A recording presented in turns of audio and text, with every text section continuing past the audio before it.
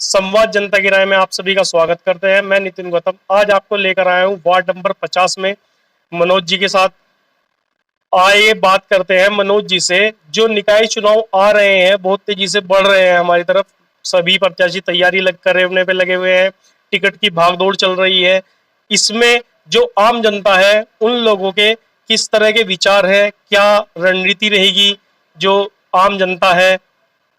आइए करते हैं मनोज जी से बात। जी मनोज जी, अपना परिचय। मनोज नवला। भाई साहब, ये जो मेयर चुनाव के लिए अभी आरक्षण निर्धारित किया गया था कि सीटों में कुछ चेंजमेंट आया था, ये सही हुआ? सरकार ने सही किया या गवर्नमेंट ने या कोर्ट के थ्रू जो हुआ है ये सही हुआ है या इसमें कुछ गलत? इसमें सही गलत की बात ही नहीं। सुप्रीम कोर्ट के निर्देशानुसार ओबीसी का गठन किया गया था और जो उसकी रिपोर्ट आई है उसको इम्प्लीमेंट कर दिया गया है। नहीं, जैसे पुराने जो प्रत्याशी थे वो पूरी तरह से तैयारियां कर रहे थे, अब सभी के टिकट लगभग लगभग सभी के खत्म हो चुके हैं, नए प्रत्याशी सब उतरेंगे। किसी पार्टी ने अभी तक कोई निर्णय नहीं लिया है किसी को भी टिकट देने का। नहीं, बसपा से डिक्लेयर हो चुका है। बसपा से डिक्लेयर हो चुका है। मेमरान कोर्ट ने जो निर्णय लिया है वो मेयर सीट पे लिया है, परंतु जितनी भी पार्षद सीटें हैं वो यथावत स्थिति में है।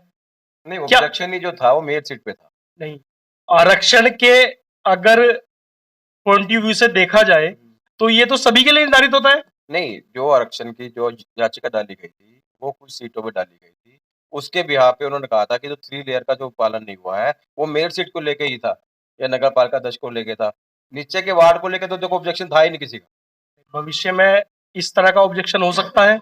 नहीं, अब तो देखो कोर्ट में मामला खत्म ही हो गया, अब तो कोई मतलब ही नहीं, तो चुनाव की तैयारी शुरू हो गई है। कोर्ट में जो मामला चला था वो मामला चला है मेयर सीट के लिए। हाँ जी। भविष्य में प्रत्याशी जो हमारे पार्षद परिषद प्रत्याशी जो उभर के आ रहे हैं, इलेक्शन लड़ने की इच्छा रखते हैं और ओबीसी समाज से हैं, वो इसमें कुछ कर सकते हैं। नहीं, ओबीसी समाज को पूरा सम्मान दिया गया, जितना उनका रिजर्वेशन बनता है उससे ज्यादा ही दिया गया और कम नहीं दिया गया। तो जैसे पिछले कई सालों से तो नगर निगम भंग था, अब इन्हीं पिछले साल में नगर निगम चुनाव हुए थे, तो इसमें क्या देखते हैं आप? जिला सहारनपुर में कुछ बदलाव हुए हैं इस तरह के नगर निगम की तरह से कोई काम करा गया है? नहीं, बस जैसे भाजपा की सरकार 2017 में आई, आते साल उसने ही निगम के चुनाव कराए। पहला जो महापौर बना है वो भाजपा का ही बना है। सपा के राज में तो चुनाव हुआ ही नहीं और बस जैसे भाजपा ने आई, उनका जैसे विकास का है ही, सबका साथ सबका विकास, उस संकल्प पे चुनाव लड़ा और जीता भी, और इस बार भी ऐसे होने जा रहा है। नहीं, ये तो आप एक चुनावी प्रक्रिया की बात कर रहे हैं कि सबका विकास, सबका साथ सबका विकास। ये तो सरकार की एक एजेंडा था कि सबका साथ सबका विकास। मैं कह रहा हूँ वाकई विकास हुआ है।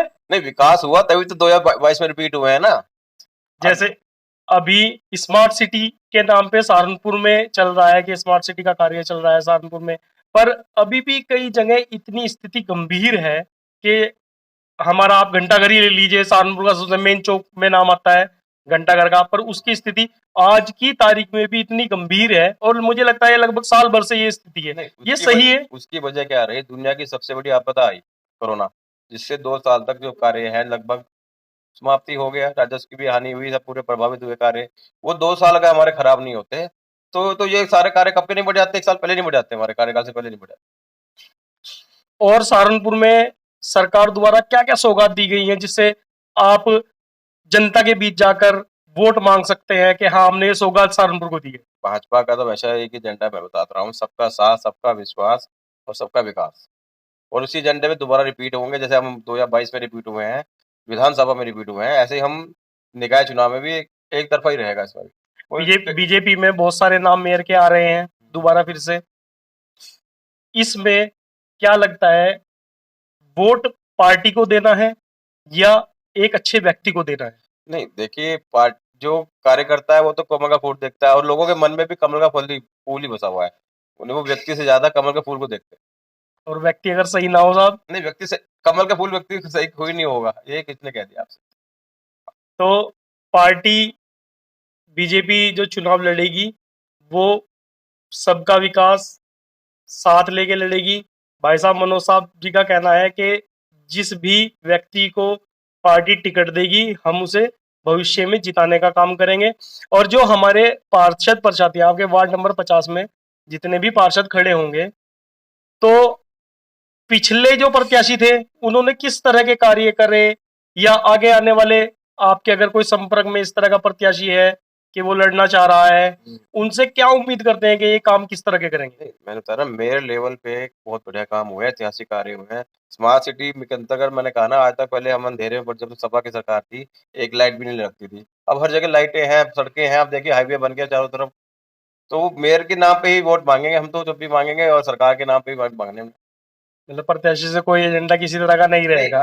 मैं कहता हूँ ना, प्रत्याशी कौन चुनता है? प्रत्याशी पार्टी ही चुनती है, और पार्टी उसके चरित्र और सब कुछ देख के चुनती पिछले चुनाव जो पार्षद के हुए हैं, आप वार्ड नंबर 50 में बैठे हैं, मुझे लगता है आपका वार्ड नंबर भी शायद यही है, तो किस तरह की कमियां रही वार्ड में कि ये हो जानी चाहिए थी? है। नहीं, वार्ड 50 में निर्दलीय पार्षद चुना गया था पिछली बार, और वो पार्टी का पार्षद नहीं चुना गया। अगर पार्टी के पास चुनता तो जो काम अभी पेंडिंग होते हैं, तो वो नहीं होते पेंडिंग, और अच्छा विकास होता। इसीलिए हम कहते हैं कि पार्टी का ही जब भी टिकट होना चाहिए, पार्टी के जीतना ही पार्टी का। हम थे वार्ड नंबर 50 में मनोज कुमार जी के साथ। मैं नितिन गौतम, संवाद जनता की राय से।